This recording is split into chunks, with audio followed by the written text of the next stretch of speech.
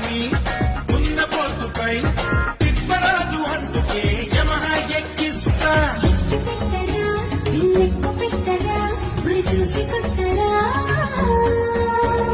శక్తి సోకుతో మైతరని ఒడ్డుపై ఉండరాదు అందుకే జముదను పొంగిస్తా